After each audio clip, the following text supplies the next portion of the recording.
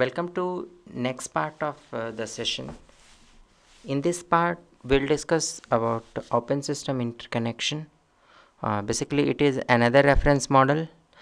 इस reference model के अंदर हम 7 लेयर्स के बारे में डिस्कस करेंगे, जो कि OSI मॉडल की 7 लेयर्स कही जाती हैं, और हम ये समझेंगे कि कम्युनिकेशन के लिए डिफरेंट लेयर्स के आर्किटेक्चर्स की ज़रूरत क्यों है. So let's start with the layered architecture.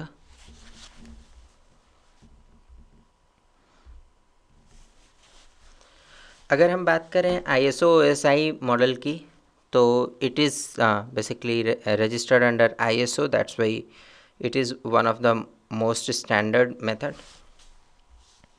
It constitutes of 7 layers, starting from the wire side, physical, that is the medium that you use. Then comes the data link. Data link is basically the link between your wire and your computer. ठीक है. इसके बाद आता है आपका network layer. Network layer के बाद आता है ट्रांसपोर्ट लेयर. ट्रांसपोर्ट के बाद सेशन. सेशन के बाद प्रेजेंटेशन. प्रेजेंटेशन के बाद application. If we talk about first 3 layers from the bottom side, these 3 layers are called media layer or sometimes subnet layers. Okay, and these 3 layers are connected for all the computers in the network. While if we talk about upper layers, these are called host layer. ठीक है. Computer में आपके data आता है तो सबसे पहले वो फिजिकल मीडियम यानी वायर तक आता है. उस वायर पे जितने भी कंप्यूटर जुड़े होंगे उन सब तक वो डेटा एक बराबर पहुंचेगा. उसके बाद डेटा लिंक लेयर को जो है वो डेटा डिकोड करना होता है, फाइंड करना होता है कि क्या भेजा गया है. तो डेटा डिकोड भी सब जगह करीब करीब एक बराबर होगा. बट इसके बाद आपका रोल आता है नेटवर्क लेयर का. नेटवर्क लेयर का काम क्या होता है? पहचानना कि क्या ये डेटा मेरे लिए है. अगर ये डेटा मेरे लिए है तो मैं रखूं, अदरवाइज इसे छोड़ दूं. ठीक है. So this thing is done by network layer. Then comes transport layer into the picture. कि सिस्टम में डेटा आ गया, फाइंड आउट हो गया कि हाँ मेरे लिए ही है. अब इस समय इस पर्टिकुलर डेटा को क्या करना है, whether it is to be kept और it is not to be kept, ये चीज़ डिसाइड करने का काम ट्रांसपोर्ट लेयर का है. इसके अलावा ट्रांसपोर्ट लेयर ये भी डिसाइड करेगी कि अगर ये डेटा रखा जाएगा तो ये किस एप्लीकेशन को हैंड ओवर किया जाएगा. ठीक है. Then comes your session layer. Session layer का काम है किस समय कम्युनिकेशन स्टार्ट हुआ, किस समय क्लोज हुआ, इन सब का रिकॉर्ड मैनेज करना, यानी managing the logs. And the second thing, session layer also manages your identification कि आप करेक्ट यूज़र हो या नहीं हो.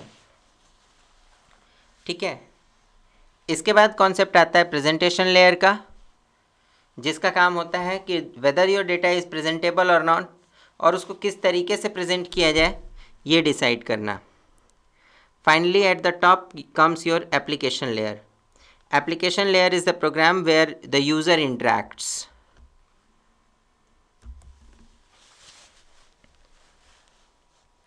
सो application layer is the application program जिससे हम कम्युनिकेट करते हैं, जो एक्चुअल में जो है यूज़र से इंटरेक्ट करता है कि what is to be done.